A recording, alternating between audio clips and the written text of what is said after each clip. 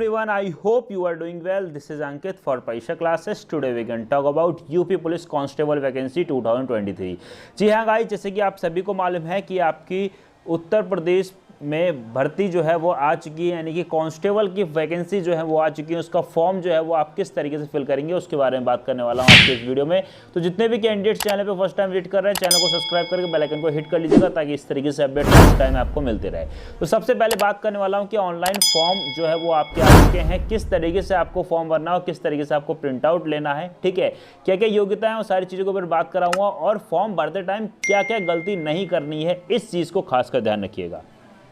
इसी के साथ साथ जो अगर आप लोग चाहते हैं तो आप लोग अपने डिजी लॉकर से भी डॉक्यूमेंट अपलोड कर सकते हैं, यानी कि फोटो खींच के और अपलोड करना, उन झाड़ से आप बच जाएंगे। तो किस तरीके से सारी चीज़ों करना है इस वीडियो पे एंड तक बनी रहिएगा ताकि जो इंपॉर्टेंट चीज़ है वो आपसे मिस ना हो, और वीडियो को एंड तक अच्छे देखिएगा। बाकी कोई डाउट या कोई क्वेरी बचती तो कमेंट करके पूछ सकते हैं, और एग्जाम में कह सकता हूं, या फिर जो अगर आपका फॉर्म जो सही से फिल नहीं होगा तो कहीं ना कहीं आपको आगे प्रॉब्लम्स होने वाली हैं, क्योंकि पहले बार में ही फॉर्म सही से फिल कर लीजिए। दोबारा जो अगर फॉर्म फिल करते हैं तो डिटेल्स जो है वो नहीं ले रहा है, इस चीज़ का ध्यान रखिएगा। जो अगर आप email ID phone number change कर दे रहे हैं बट जो आपका रोल नंबर वगैरह वेबसाइट पे सेव हो चुका है, उसकी वजह से चीज़ें जो हैं वो दोबारा नहीं आ रही हैं। तो एक बार में फॉर्म फिल करिए और अच्छे से फिल करिए ताकि कोई भी डाउट या कोई भी संदेह, कोई भी गलती की गुंजाइश ना रहे। चलिए फिर चलते हैं आपके ऑफिशियल वेबसाइट के ऊपर, और फ़ोन से आप किस तरीके से फॉर्म फिल कर सकते हैं उसको देखते हैं इस वीडियो में।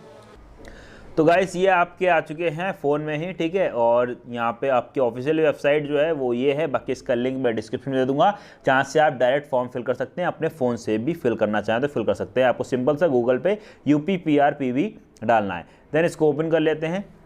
ये आपकी वेबसाइट ओपन हो चुकी है और यहाँ पे आपको सिंपल सा कुछ नहीं करना है। जैसे कि आप लोग देख रहे होंगे कि जो यहाँ पे लिख कर आ रहा है लेटेस्ट न्यूज़, ऑनलाइन आवेदन, पुलिस में आरक्षित नागरिक पुलिस के पदों पर सीधी भर्ती 2023 में आवेदन करने हेतु लिंक। तो आपको सिंपल सा है, इसी को ओपन कर लेना है और आपका लिंक जो है वो ओपन हो जाएगा। तो ये आपका लिंक जो है वो ओपन हो चुका है, ठीक है। अब यहाँ पे आप लोग चाहें तो ये जो दिया हुआ है अप्लाई ऑनलाइन, यहाँ से अदरवाइज इसको भी ओके कर देंगे तो यहाँ से भी चीज़ें खुल जाएंगी, फॉर्म फिल होना शुरू हो जाएगा, ठीक है। तो मैं कर देता हूँ अप्लाई ऑनलाइन। तो ये हो चुका है, आपका खुल चुका है फॉर्म, ठीक है। इसमें आप सारी चीज़ देख सकते हैं कि दिनांक 23/12/2023, पद नाम वगैरह, और पोस्ट जो है पद के लिए आवेदन आरक्षित नागरिक पुलिस 2023, ठीक है। प्रीलिमिनरी स्टेज यानी कि जो प्राइमरी स्टेज होती है वो यहाँ पे दी हुई, यानी कि पहली चीज़ें, और इस स्टेज को काफ़ी केयरफुली फिल करिएगा, क्योंकि यहाँ पे जो अगर आप कोई गलती कर देते हैं तो आपको बहुत ज़्यादा पछताना पड़ेगा। पछताना इस वजह से पड़ेगा क्योंकि यहाँ पे गलती होने के बाद में आप इसमें चेंजेस नहीं कर सकते। अभी आप फिल करने के बाद दोबारा से टैली कर लीजिएगा, उसके बाद में ही फाइनल सबमिट करिएगा। एक बार आप फिल कर देते हैं सारी चीज़ें, और जो अगर नीचे आप यहाँ पे फिल कर देते हैं, मैं नीचे आपको दिखा रहा हूँ, एक सेकंड, जो अगर यहाँ पे आप प्रीव्यू एंड सबमिट कर देते हैं, ठीक है, तो फाइनली जो अगर सबमिट होने के बाद में दोबारा आप उसमें एडिट नहीं कर सकते। खासकर जो आपका नाम, डेट ऑफ बर्थ और कास्ट, ठीक है, और साथ ही साथ जेंडर, इन चीज़ों में कोई भी मिस्टेक नहीं होनी चाहिए, ठीक है। तो सिंपल सा है, जो अगर बात करते हैं सबसे पहले आवेदक का नाम, यानी कि आपको अपना फॉर्म यहाँ पे नाम फिल कर लेना है। देन अंतिम नाम है, देन ओके, अदरवाइज नहीं है तो कोई दिक्कत नहीं है, बीच का नाम छोड़ सकते हैं या लास्ट का नाम छोड़ सकते हैं यहाँ पे, ठीक है। तो जैसे कि मेरा नाम अंकित है तो मैं अपना ही नाम यहाँ पे फिल कर देता हूँ। तो फ़ोन से ही फिल कर रहा हूँ सारी चीज़ें आप सभी के लिए, ताकि कोई भी डाउट आपको ना हो। इसमें सारी की सारी चीज़ें कैपिटल लेटर में फिल करिएगा, ANKIT। तो ये मैंने अपना नाम यहाँ पे फिल कर दिया, ओके। देन लास्ट नेम आ रहा है तो मैं यहाँ पे लास्ट नेम डाल देता हूँ। सारी चीज़ें कैपिटल लेटर में फिल करिएगा, बाकी यहाँ पे ऑटोमेटिक कैपिटल ले रहा है, तो ये मैंने अंकित यादव कर दिया। देन आवेदक का पूरा नाम, तो यहाँ पे आपको पूरा नाम फिल करना होगा, तो यहाँ पे मैं अपना पूरा नाम फिल कर देता हूँ। तो ये मैंने कर दिया। उसके अंदर नेक्स्ट डेट ऑफ बर्थ की आ गई, ठीक है। तो अगर आप फ़ोन से फिल कर रहे हैं तो भी ये चीज़ यहाँ पे ओपन हो जा रही है। अब जैसे जो भी डेट ऑफ बर्थ है तो उसको मैं यहाँ पे मेंशन कर देता हूँ, ठीक है। तो अभी मैं कोई सी भी डेट ऑफ बर्थ यहाँ पे मेंशन कर ले रहा हूँ,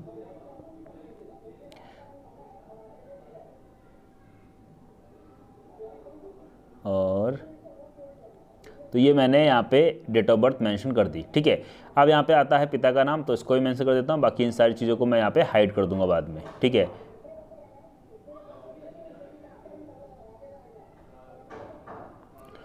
देन माता का नाम पूछ रहा है तो इसको भी मैं फिल कर देता हूँ। तो ये भी मैंने यहाँ पे फिल कर दी, ठीक है। देन जेंडर के लिए आ रहा है, जेंडर फिल कर देता हूँ। देन मोबाइल नंबर, तो सभी के पास अपना ऑफिशियली मोबाइल नंबर है, तो यही नंबर आपका रहता है। कोई डाउट क्वेरी हो तो कमेंट करके पूछ सकते हैं 9897971587। देन इसके बाद में आता है मोबाइल नंबर पुष्टि। दोबारा से आपको मोबाइल नंबर फिल करना पड़ेगा। तो मैंने फ़ोन से ही सारी चीज़ें बता रहा हूँ कि बहुत से कैंडिडेट्स होंगे जो लोग इस चीज़ को देखिए। बाकी आधार नंबर में कोई मैंडेटरी नहीं है, तो ज़रूरत नहीं है, फिल करना चाहते फिल कर सकते हैं, अदरवाइज छोड़ भी सकते हैं। ईमेल आईडी की बात करते हैं तो ईमेल आईडी आप फिल कर लेते हैं, जैसे कि मैंने यहाँ पे डाल दी। दोबारा से ईमेल आईडी की बात करते हैं तो दोबारा भी मैंने यहाँ पे ईमेल आईडी। देन राष्ट्रीयता यानी कि रिलीजन, तो यानी कि आप नेशनल इंडियन है तो इंडियन करेंगे। देन आपका आता है are you domicile of UP. जो अगर आप उत्तर प्रदेश के, थोड़ा सा मैं इसको जूम कर देता हूँ, ठीक है। अब यहाँ पे 14th पॉइंट जो आ रहा है इसको थर्ड देखिएगा। जो अगर आप उत्तर प्रदेश के हैं तो आप यस करेंगे तो उसमें और चीज़ें आएंगे। जो अगर आप अदर स्टेट से कोई कैंडिडेट देख रहा है इस चीज़ को तो यहाँ पे आपको नो कर देना है। अब जैसे मैं यूपी से हूँ तो मैंने यहाँ पे ओके कर दिया। अब जैसे ही मैंने यहाँ पे ओके किया, ठीक है, यस किया, ठीक है, तो तुरंत 14A पॉइंट खुल के आता है जिसमें चीज़ें मेंशन करी हुई हैं कि क्या आप SC ST OBC या EWC या DFF या ESM या मतलब जो भी श्रेणी वगैरह होती हैं, यानी कि वो सारी, यानी किसी तरीके से छूट आपको चाहिए तो वो। अब जैसे मेरा जो कास्ट है, ठीक है, जो वो आती है तो मैं कर देता हूँ यस, ठीक है। अब यहाँ पे कई सारी चीज़ें और खुल के आ जाती हैं, ठीक है। अब यहाँ पे आता है मूल निवास प्रमाण पत्र निर्गत, यानी कि जो भी आपका मूल निवास है, ठीक है, उसको तो डिस्ट्रिक्ट मजिस्ट्रेट या एडिशनल डिस्ट्रिक्ट में, सब डिविजनल में या तहसीलदार, यानी जो मूल निवास है वो आपका तहसीलदार बनाता है, तो वो चीज़ आपको यहाँ पे सेलेक्ट करना है। देन आपको यहाँ पे डेट सेलेक्ट करनी है, यानी कि कौन सी डेट का आपको बना हुआ है, ठीक है। देन सर्टिफिकेट जो है, सीरियल नंबर जो होता है वो आपको यहाँ पर डालना है। जो आपका होम डिस्ट्रिक्ट है वो आपको यहाँ पर डाल देना है, ठीक है। तो बाकी मैं बताता हूँ, बाकी जो कैटेगरी है, जैसे मान लो OBC तो वो मैंने डाल दी। बाकी फिर 15A खुल जाता है, कैटेगरी में 15 के अंदर 15 है। जो अगर आप कैटेगरी, अब कैटेगरी में अलग अलग आ रहा है, ठीक है। अब जैसे पहले वाले में आ रहा है तो कैटेगरी सर्टिफिकेट जो है किसके थ्रू बनता है, ठीक है, तो डिस्ट्रिक्ट मजिस्ट्रेट के थ्रू बनता है, तो वो मैंने फिल कर दिया, ठीक है। और जैसे कि यहाँ पे 15B में आ रहा है कि जो भी डेट हो, जिस डेट का आपका बना वो फिल कर दीजिएगा। देन आपका कैटेगरी सर्टिफिकेट सीरियल नंबर जो होता है वो सीरियल नंबर आपको यहाँ पे फिल करना होगा। उसके बाद में देन यहाँ पे आता है कैटेगरी एप्लीकेशन नंबर, वो फिल कर दिया, वो आपका उसमें मिलता है। बाकी कहीं पे डाउट हो तो व्हाट्सअप कर दिए तो बता दूंगा कि कहाँ पे कौन सा नंबर फिल करना है। एक सर्टिफिकेट नंबर होता है, एक सीरियल नंबर होता है, दोनों चीज़ों में कंफ्यूज मत होइएगा, फॉर्म रिजेक्ट बहुत होते हैं इन चीज़ों में, ठीक है। आगे बढ़ते हैं तो देन आता है कि क्या आप स्वतंत्र सेनानी यानी कि फ्रीडम फाइटर है तो आपको यस करना, अदरवाइज नो। उसका 17th पॉइंट में यहाँ पे आता है कि क्या आप उत्तर प्रदेश राज्य सरकार के कर्मचारी और आपके पास आवश्यक प्रमाण पत्र हैं, ठीक है, यानी कि जो अगर आप काम कर रहे हैं मतलब गवर्नमेंट एम्प्लॉय हैं तो यस करिए, अदरवाइज नो कर दीजिए। देन 18th पॉइंट में पूछा गया है कि क्या आप होमगार्ड के लिए न्यूनतम 3 वर्ष, यानी कि होमगार्ड जो अगर आप 3 वर्ष से सेवा दे रहे हैं तो यस करिए, अदरवाइज नो कर दीजिए, ठीक है। देन आता है कि क्या आप भूतपूर्व सैनिक यानी कि एक्स सर्विस मैन है तो वो करना है। देन फाइनली आपका आता है सैजिक यानी कि एजुकेशनल क्वालिफिकेशन, यानी कि क्या क्या आपकी क्वालिफिकेशंस है। तो दो चीज़ें तो कंपलसरी है इसमें 20 एंड 21, क्यों? क्योंकि 10th तो कंपलसरी होना चाहिए, 12th कंपलसरी होना चाहिए इसके लिए, ठीक है। तो यहाँ पे सिंपल से क्या करना है, जो ये दिया हुआ है बोर्ड का नाम, ठीक है, उत्तीर्ण यानी कि महीना वगैरह जो है वो महीना और ईयर लिखना है जिस साल आपका रिजल्ट आया। मार्कशीट में नीचे डेट मंथ और सेशन यानी कि कह सकते हैं ईयर, तीनों चीज़ें मेंशन होती है। देन रिजल्ट स्टेटस पास ही होंगे तभी आप कर सकते हैं, roll number, then certificate, mark sheet, roll number. Certificate डालिए और फिर मार्कशीट, सीरियल नंबर डालिए, ठीक है। तो सर्टिफिकेट लिखा होता है, कई बार जो सर्टिफिकेट नहीं आ रहा है, जो CBSE कैंडिडेट है और CC पैटर्न, तो उसमें सर्टिफिकेट नंबर शो नहीं होता है। तो उसमें दो चीज़ें रहती हैं, सर्टिफिकेट नंबर भी रहता है, सीरियल नंबर भी रहता है, ठीक है। तो जो सर्टिफिकेट यानी कि जो कॉर्नर पे रहता है वो आपका सर्टिफिकेट नंबर रहता है, तो वहाँ से आपको फिल करना है, ठीक है। देन 12th में बाकी आप कमेंट करके बता दीजिए तो वहाँ से आपको बता दीजिए। देन सेम चीज़ आपको यहाँ पे फिल करनी है। देन आपका आता है यहाँ पे अधिमानी अर्हताएँ यानी कि प्रेफरेंसेस क्वालिफिकेशन, यानी कि क्या क्या चीज़ें आपके पास एक्स्ट्रा चीज़ें हैं, ठीक है। जैसे कि 22 पॉइंट में यहाँ पे पूछा गया है कि क्या आपने DOE-ACC नीलेट यानी कि नीलेट ये जो है एक संस्था है जो कि O लेवल करवाती है, जो अगर आपके पास O लेवल सर्टिफिकेट है तो आप यस करिए, अदरवाइज नो कर दीजिए। CCC इसमें नहीं मांगा तो ध्यान रखिए, CCC का कोई मतलब नहीं, O लेवल की बात करी तो नो करना है, और है तो यस कर दीजिए। उसके बाद में आर्मी के लिए पूछा गया है कि क्या आपने 2 साल की न्यूनतम, यानी कि जो अग्निवीर वाले स्टूडेंट हैं उनके लिए है ये, कि कोई ऐसा छात्र जो रिटायर होकर आया हो, सारी चीज़ें, ठीक है। क्या आपने राष्ट्रीय क्रेडिट कोर के यानी कि 20 NCC का 20 सर्टिफिकेट आपके पास है तो देन हो गया, अदरवाइज नहीं। देन फाइनली आता है पता, तो आपको एड्रेस मेंशन करना है, ठीक है। 25A 25B 25C, ठीक है। तो इसमें अच्छे से मेंशन कर दीजिएगा जहाँ पे शहर गांव, और ये 25 वाला जो आ रहा है यहाँ पे अपना शहर गांव वगैरह फिल कर दीजिए, ठीक है। अपने हिसाब से फिल कर लीजिए। देन आपका आता है डिस्ट्रिक्ट, जो भी आपका डिस्ट्रिक्ट है वो आपको यहाँ पे फिल करना है। देन पिन कोड, और सेम एड्रेस है तो यहाँ पे टिक कर देंगे तो ऑटोमेटिक सेव हो जाएगा। जो अगर नहीं है तो आपको फिल कर लेना कि जो भी आपका करंट एड्रेस फिल करना चाहें, यानी कि यहाँ पे आपको ऊपर जो है आपका करंट एड्रेस फिल करना है, नीचे परमानेंट एड्रेस फिल करना है, ठीक है, ध्यान रखिएगा। और देन आप प्रीव्यू एंड सबमिट, जैसे मैं प्रीव्यू और सबमिट करूँगा तो चीज़ें फिल हो जाएंगी। अभी तो मैंने फॉर्म फिल नहीं किया, उसके बाद के प्रोसेस में बताता हूँ क्या होने वाला है।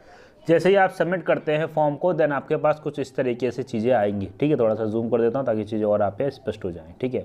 तो ये आपका पहली बार प्रीव्यू आएगा, तो उसका मैंने स्क्रीनशॉट ले रखा है जो आपको दिखा देता हूँ। तो यहाँ पे आपका नाम आएगा, जन अंतिम नाम आएगा, और देन यहाँ पे एप्लीकेशन का फुल नेम आएगा, देन डेट ऑफ बर्थ दिखाएगा, और देन यहाँ पे फादर्स नेम आएगा, मदर्स नेम आएगा, जो भी जेंडर है वो आएगा।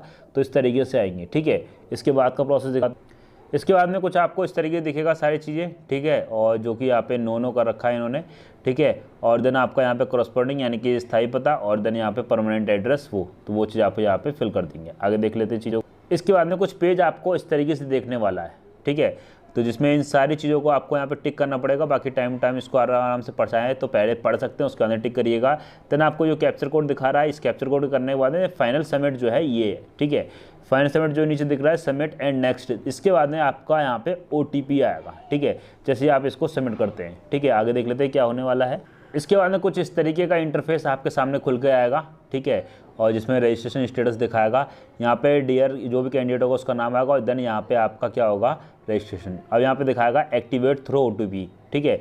जैसे ही आप इसको एक्टिवेट करते हैं, ठीक है, देन तुरंत एक नई स्लाइड ओपन होगी, और किस तरीके से होगी उसको भी थोड़ा सा देख लेते हैं। इसके बाद में आपके पास मेल में कुछ इस तरीके का आपको मेल आएगा, ठीक है, जिसमें OTP जो है वो मेंशन होगा, और वो चीज़ यहाँ पे आप दे सकते हैं।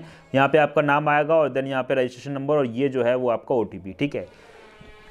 सिक्योरिटी पर्पज़ से इन सारी चीज़ों को मैंने यहाँ पे हाइड कर दिया है, और स्क्रीनशॉट लेके सारी चीज़ों को आपको यहाँ पे दिखा रहा हूँ। इसके बाद का प्रोसेस क्या होगा उसको देखते हैं।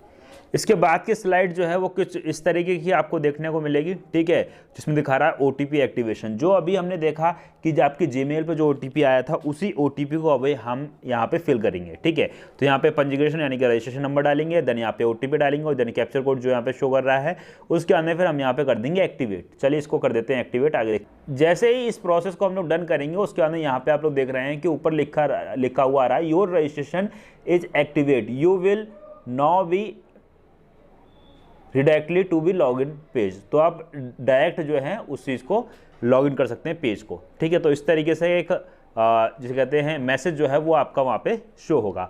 आगे देखते हैं। इसके बाद जब इसको फिर से हम लोग लॉग इन करेंगे, ठीक है, तो यहाँ पे आपको पंजीकरण यानी कि रजिस्ट्रेशन नंबर डालना होगा, और आपको डेट ऑफ बर्थ जैसे आप कैप्चर करेंगे और जैसे आप लॉगिन करेंगे तो आपका वो जो है लॉगिन हो जाएगा, और यहाँ पे जो है वो आपका फॉर्म जो है वो सबमिट हो चुका है, ठीक है। थोड़ा सा प्रोसेस और बचा हुआ, उसको और देख लेते हैं, यानी कि फोटो वगैरह का। इसके बाद में आपका पेमेंट का ऑप्शन आने वाला है, उसको देख लेते हैं किस तरीके से आएगा वो। तो जैसे ही आप लोग इसको ओपन करेंगे उसके बाद तुरंत आपका पेमेंट का ऑप्शन आ जाएगा, और ये पेमेंट का ऑप्शन दिखा रहे हैं 400 रुपीज़ आपकी फ़ीस है, ठीक है। तो इसको आप फिल कर दीजिएगा, और जैसे ही आप पे नाउ करेंगे तो इसके अंदर पेमेंट के कई ऑप्शंस यहाँ पे ओपन होंगे, ठीक है। एक ऑप्शन आपका होगा कि आप अपनी ईमेल आईडी यानी कि यूज़र आईडी पासवर्ड के थ्रू फिल कर सकते हैं। दूसरा ये होता है कि क्यूआर कोड स्कैन करके आप कर सकते हैं। तीसरा ये होता है कि UPI ID डालिए और वहाँ से भी आप चीज़ों को कर सकते हैं। तो बेस्ट ऑप्शन रहता है आप QR कोड को ओपन करिए अपने फ़ोन से, किसी भी एप्लीकेशन से, आप जैसे फ़ोनपे है, गूगल पे है, पेटीएम है, अदरवाइज योनो SBI चला रहे हैं या SBI चला रहे हैं, यानी कि जो भी आप पर्सनली बैंक के भी जो कोई ऐप चला रहे हैं तो वहाँ से भी आप स्कैन करके डायरेक्ट कर सकते हैं।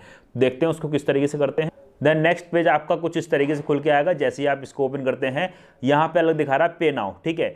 तो यहाँ पे जैसे देख रहे हैं कि UPI QR कोड, और यहाँ पे दिखा रहा है एंटर UPI ID। तो आप सिंपल से UPI QR कोड पे करिएगा, और जैसे पे नाउ करेंगे तो यहाँ पे एक स्कैन यानी QR कोड खुल के आ जाएगा। अदरवाइज UPI के थ्रू करना चाहते हैं तो यहाँ पे भी आप इस यहाँ पे भी ओपन करके कर सकते हैं। ठीक है, आगे देख लेते हैं क्या करना है। QR कोड के थ्रू आप करते हैं तो आपको कुछ इस तरीके का एक QR कोड खुल के मिल जाएगा। ठीक है, जिसमें आपको 2 या 2.5 मिनट का टाइम दिया जाएगा। ठीक है, आप अपने फ़ोन से इसको स्कैन कर लीजिएगा और अपना पेमेंट कर दीजिएगा और देन ऑटोमेटिक यहाँ पे ले लेगा। कई बार पेमेंट में दिक्कत हो जाती है। दिक्कत क्या होती है कि पेमेंट आपका कट जाता है लेकिन यहाँ पे दिखाता है कि पेमेंट नहीं हुआ है। ठीक है, तो आप 24 घंटे वेट कर लीजिएगा, उसका अंदर फिर जैसे आप लॉगिन करेंगे तो चीज़ें लॉगिन होना शुरू हो जाएंगी। ठीक है, 24 घंटे बाद नहीं होती तो मैक्सिमम 48 घंटे का टाइम होता है। 48 घंटे में आपका पेमेंट या फिर आपके अकाउंट में आ जाएगा या फिर यहीं पे आगे कंटिन्यू फॉर्म को फिल कर सकते हैं। ठीक है, बाकी कोई डाउट हो तो कमेंट करके पूछ लीजिएगा। आगे देख लेते हैं क्या। देन फाइनली जो फोटो वाला प्रोसेस होने वाला है, ठीक है, ये प्रोसेस आपका तभी ओपन होगा जब आप 400 रुपीज़ पेड कर देंगे, उसके बाद में ये फॉर्म आपका ओपन होने वाला है। ठीक है, तो यहाँ पे आप लोग देख सकते हैं। ठीक है, अब यहाँ पे जो अभी तक यानी कि आज जितने भी फॉर्म फिल किए हैं, ठीक है, उनमें क्या हो रहा है कि उसमें अभी डिजी लॉकर वाला लिंक जो है वो एक्टिवेट नहीं किया गया है। हो सकता है कि आज रात तक या फिर कल तक इसको भी ओपन कर दो। तो यहाँ पे आपको सिर्फ अपना डिजी लॉकर नंबर डालना है, यानी कि डिजी लॉकर की जो भी आपकी आईडी है। ठीक है, वैसे मोस्टली नंबर अपने फ़ोन नंबर से बना लेते हैं, तो वही फ़ोन नंबर डाल के आप यहाँ पे डायरेक्ट उस चीज़ को कर सकते हैं। ठीक है, आगे देख लेते हैं कि आगे क्या होने वाला है। तो यहाँ पे फोटोज़ वगैरह का ध्यान रखिएगा। ठीक है, किस तरीके से आपको चूज़ करना है तो यहाँ पे दे सकते हैं। ठीक है, और दोबारा यहाँ पे आपको चूज़ करना है और देन आपको यहाँ पे री-अपलोड कर देना है। देन फिर से यहाँ पे चूज़ करना है, देन यहाँ पे अपलोड कर देना है। जब फर्स्ट टाइम आप करेंगे तो यहाँ पे सिर्फ अपलोड का ऑप्शन आएगा। दोबारा जो अगर एक फोटो अपलोड हो चुकी है उसको चेंज करना है तब आपका री-अपलोड का ऑप्शन होगा। आगे देख लेते हैं क्या होने वाला है।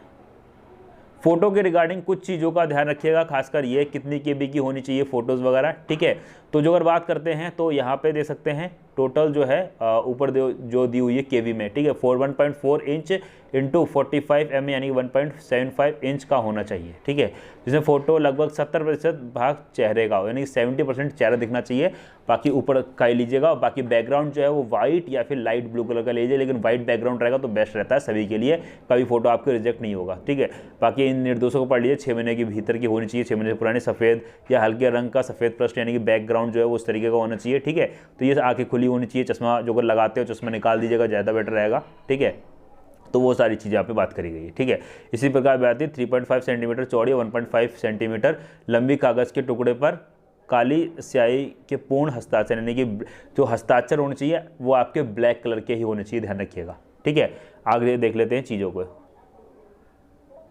लास्ट में फाइनली गाइस जैसे आप इसको सबमिट करेंगे और उसके बाद में फिर कुछ इस तरीके का डैशबोर्ड। ठीक है, जिसमें ये आपको दिखा रहा है कि ये जो है आपका फॉर्म जो है वो पूरा फिल हो चुका है। अब यहाँ पे आप लोग यहाँ से अपनी PDF जो है वो डाउनलोड कर सकते हैं। और इस PDF की सभी से कहूँगा कि मिनिमम PDF की 2 कॉपी निकाल के रख लीजिएगा, क्योंकि जो कि आपके पेपर डॉक्यूमेंट वेरिफिकेशन के टाइम के आपको ज़रूरत पड़ती है। ठीक है, अभी इसे निकाल के रख लीजिएगा, क्योंकि इतना कॉन्फिडेंस होना चाहिए कि हमारा होने वाला है। ठीक है, बाकी ज़्यादा कोई कॉस्टली नहीं पड़ता है, लेकिन पहले से निकाल के रखिए। लास्ट टाइम पे फ़ोन में ढूंढेंगे, लैपटॉप में ढूंढेंगे, उससे बेटर है कि एक हार्ड कॉपी होनी चाहिए। मिनिमम 2 हार्ड कॉपी निकाल के रखिए, क्योंकि 2 हार्ड कॉपी का लास्ट टाइम में ज़रूरत पड़ने वाली है जैसे ही आपका रिजल्ट। और इस टाइम प्रोसेस इतना तेज़ चल रहा है, तो मान के चलिए 2 महीने में जो अगर वर्दी चाहिए ही चाहिए। ठीक है, तो काम कर लीजिए, क्योंकि सबसे पहला स्टेप यही होता है कि भाई फॉर्म सारी चीज़ें हमने अच्छे से कर ली। लेकिन फॉर्म ही नहीं हमारा फिल हो पाया, हमारा एडमिट कार्ड नहीं आ पाया, जो अगर कह सकते हैं कि रिजल्ट या एग्ज़ाम ही नहीं दे पाए, तो आगे की प्रोसेस सब बेकार, सब कुछ कहानी बेकार हो जाती है।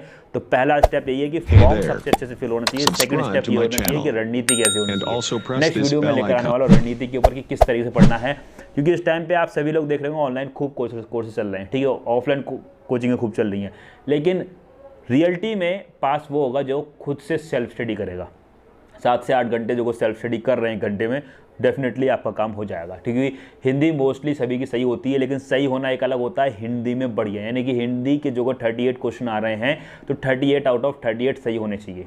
रीजनिंग के टोटल 55 क्वेश्चन आते हैं। ठीक है, 55 इन द सेंस इस वजह से कह रहा हूँ क्योंकि इसमें कुछ क्वेश्चन मैथ और रीजनिंग का जो मिक्स होता है, तो 55 क्वेश्चन नियर अबाउट आते हैं। तो 50 क्वेश्चन एटलीस्ट हमारे सही होने चाहिए। ठीक है, एक मोटा मोटा जैसे कैलकुलेट जो अगर करना चाहें तो यहाँ पे आप लोग कर सकते हैं, क्योंकि फॉर्म फिल हो चुका है, बट कुछ थोड़ा टाइम दीजिएगा। जो अगर मैं बात कर लेता हूँ आपकी मैथ्स प्लस रीजनिंग, ठीक है, जिसमें टोटल 55 क्वेश्चन आते हैं, तो 55 में से जो अगर आप यहाँ पे ज़्यादा नहीं 50 क्वेश्चन जो अगर आप यहाँ पे स्कोर कर लेते हैं, और हिंदी की जो अगर बात कर लेता हूँ तो हिंदी फुल रहना चाहिए। ठीक है, 37 आते हैं, 37, 38 आते हैं, तो 38। ठीक है, तो यहाँ पे मैं 37 ही लगा लेता हूँ। ठीक है, 37 क्वेश्चन ये। इसके बाद में आपका आता है यहाँ पे GS का पोर्शन। ठीक है। और जीएस में जो अगर आप 20 क्वेश्चन कर लेते हैं तो इतना आप सभी के लिए बिल्कुल सफिशिएंट, यानी इतना स्कोर जो है वो आराम से है कि क्वालिफाइड आप हो जाएंगे, क्योंकि 7 जो है वो आपका यहाँ से टोटल बन के आता है, ठीक है। और 3 and 2 5 यानी कि 107। 150 में से जो 100-110 क्वेश्चन बिल्कुल एक्यूरेट सही करके आते हैं, कोई भी आपको रोक नहीं सकता बाहर निकालने से, ठीक है, क्योंकि 200 से ऊपर स्कोर पहुंचने लगता है, ठीक है। क्योंकि अपने आप में बाकी लोग कितना भी कहे कि इस 150 में से इतने सही होने चाहिए, मैक्सिमम लिमिट बता रहा हूँ, ठीक है। किसी भी कैटेगरी जो जनरल के भी है ना, तो यहाँ पे मान के चलिए 110 प्लस क्वेश्चन जो अगर आपके सही होते हैं तो आराम से सिलेक्शन पक्का है, ठीक है। आगे देख लेते हैं, बाकी इन सारी चीज़ों पर बाद में बात करूंगा। बाकी उम्मीद करता हूँ सारी चीज़ें आपको समझ में आ गई होंगी। वीडियो अच्छी लगी हो तो वीडियो को लाइक कर दीजिएगा, चैनल पर फर्स्ट टाइम विजिट कर रहे हैं चैनल को सब्सक्राइब करके बेल आइकन को हिट कर लीजिएगा। बाकी कोई डाउट या कोई क्वेरी बचती है तो आपका ऑफिशियली नंबर जो है वो है 9897971587। इस नंबर पर कॉल कर सकते हैं। मिलते हैं नेक्स्ट वीडियो में, तब तक के लिए thanks for watching, have a nice day, जय।